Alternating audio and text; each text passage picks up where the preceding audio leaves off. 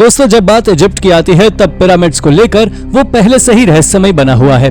लेकिन इसका मतलब ये बिल्कुल भी नहीं है कि सिर्फ पिरामिड्स ही इजिप्ट को रहस्यमय बनाते हो, क्योंकि इजिप्ट में खोजकर्ताओं को कुछ ऐसे प्राचीन रहस्य भी जानने को मिले हैं जिनके बारे में जानकर किसी भी इंसान के सिर में दर्द उठ जाएगा। तो चलिए जानते हैं इजिप्ट के इन्हीं प्राचीन रहस्यों के बारे में हमारी इस वीडियो के जरिए। नंबर 5, द दाखले कैंसर केसेस।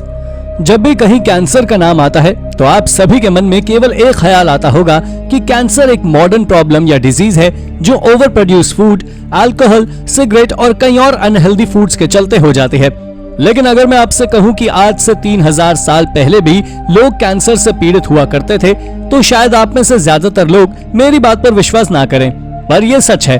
दरअसल आर्कियोलॉजिस्ट ने आज से कुछ साल पहले ही दाखले ओएसिस में करीब 1087 इजिप्शियन ममीज को खोजा था जो वहां अपनी अपनी कब्र में दफन थी।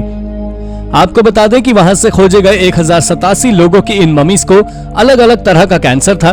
किसी को बॉडी के एक हिस्से में तो किसी को दूसरे हिस्से में कैंसर था। वहां से खोजी गई पहली ममी एक 50 से 60 साल के बीच के आदमी की थी जिसकी मौत कैंसर के चलते हुई थी और उसे रेक्टल कैंसर था। इसके बारे में साइंटिस्ट का मानना था कि इनके इस कैंसर के पीछे का कारण कुछ और नहीं बल्कि ह्यूमन पैपिलोमा वायरस यानी कि HPV था। पर अब जो मैं आपको बताने वाला हूं उसे जानने के बाद आप दंग रह जाएंगे। तो आप जान लीजिए कि जब पहली बार आर्कियोलॉजिस्ट ने इसे खोजा था तो उन्हें इस बात का बिल्कुल भी अंदाजा नहीं था कि इसे कैंसर था। इसका खुलासा तब हुआ जब साइंटिस्ट ने उसकी बोन्स में लेसन्स और होल्स को एक रिसर्च के दौरान एग्जामिन किया। इस एक्सकवेशन के दौरान कुछ ऐसा भी मिला जिसने सबको सिर पकड़ने पर मजबूर कर दिया, और वो कुछ और नहीं 3 ममीज थी जो 20 से 35 साल के बीच की थी और उन्हें भी कैंसर था, जबकि आज की जनरेशन तक में इस उम्र में कैंसर होना बहुत रेयर बात है। लेकिन दोस्तों, अब बात आती है कि आखिर जब एंशिएंट इजिप्शियन इतने ज्यादा डेवलप थे तो क्या उनके पास कैंसर का इलाज भी था?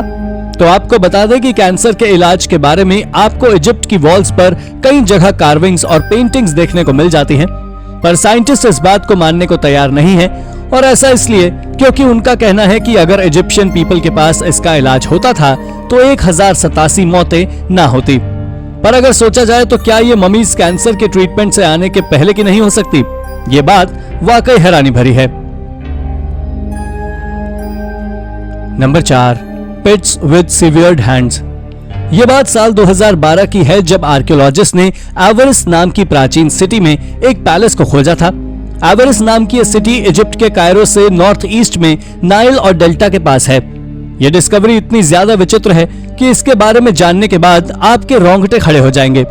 दरअसल बात कुछ ऐसी है कि आर्कियोलॉजिस्ट ने उस पैलेस के ग्राउंड फ्लोर पर 4 गड्ढों को खोजा था, लेकिन वो कोई साधारण गड्ढे नहीं थे, बल्कि उन पिट्स में से 2 पिट्स में एक ह्यूमन स्केलेटन के साथ 16 राइट हैंड्स मौजूद थे, और वहीं 2 बचे हुए गड्ढों में भी 14 हाथ मौजूद थे।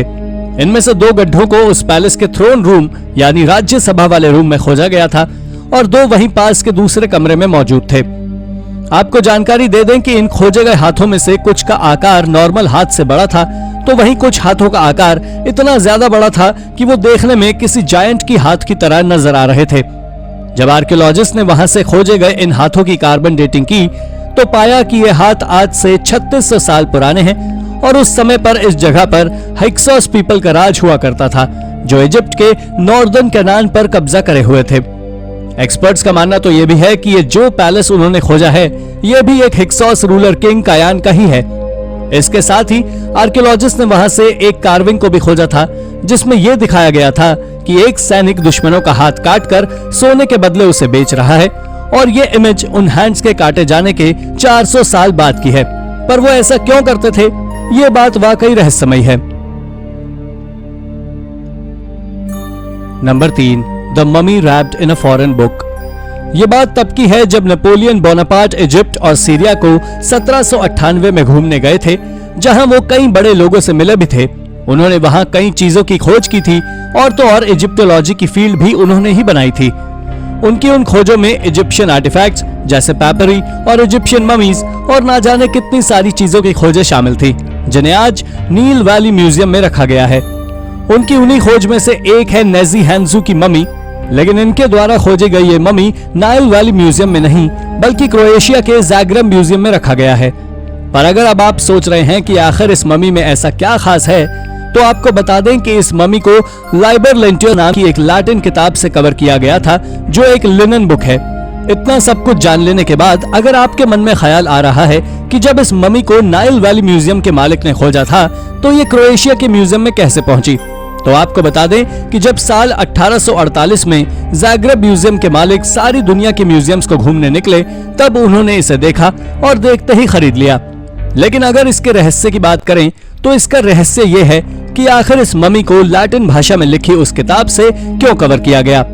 ये बात आज तक साइंटिस्ट पता नहीं कर सके हैं।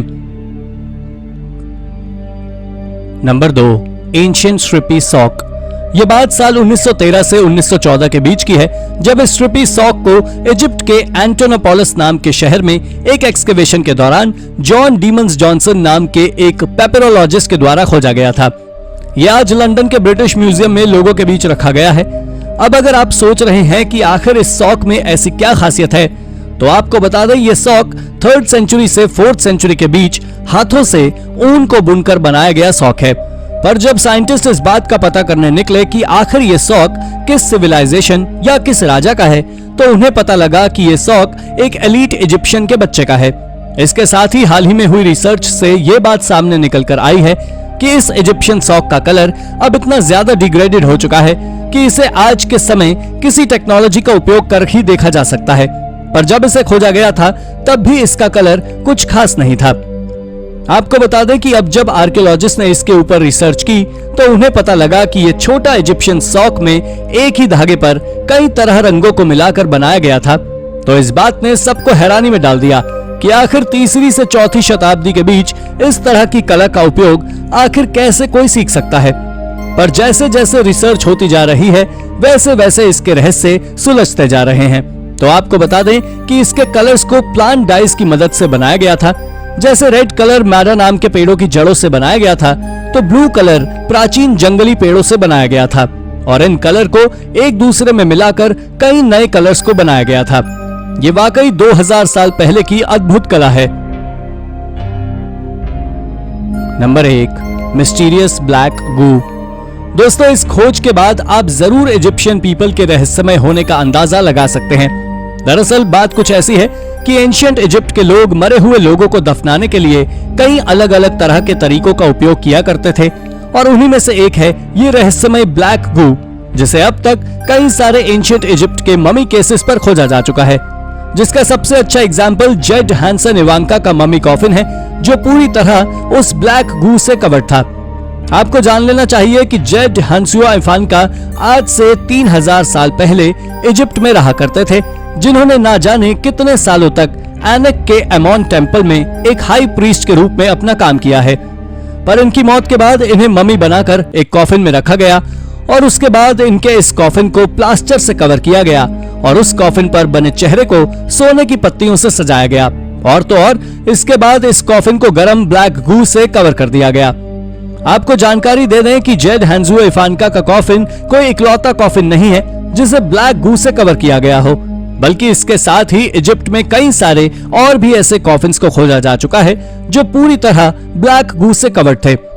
दोस्तों, तूतनखामुन के टूम्ब के अंदर भी कई लीटर ब्लैक गू मौजूद था, पर जब हाल ही में ब्रिटिश यूनिवर्सिटीज ने इसके ऊपर रिसर्च की तो पाया कि ये black goo plant oil, animal fat, tree resin, beeswax और बिटुमिन जैसी चीजों को मिलाकर बनाया जाता था। लेकिन आखिर इसका उपयोग किस पर्पस के लिए किया जाता था, इस बात का अंदाजा आज भी किसी को नहीं है। और अगर इसे सेफ्टी के लिए उपयोग किया जाता था तो इसे कुछ ही कॉफिन्स में क्यों इस्तेमाल किया गया, ये बातें आज भी रहस्य ही है। तो दोस्तों, ये थी हमारी आज की वीडियो। आई होप कि आपको आज का वीडियो पसंद आया होगा। तो अगर आपको वीडियो पसंद आई हो तो वीडियो को लाइक करें और हाँ, जाते जाते चैनल को सब्सक्राइब करना ना भूलें। धन्यवाद।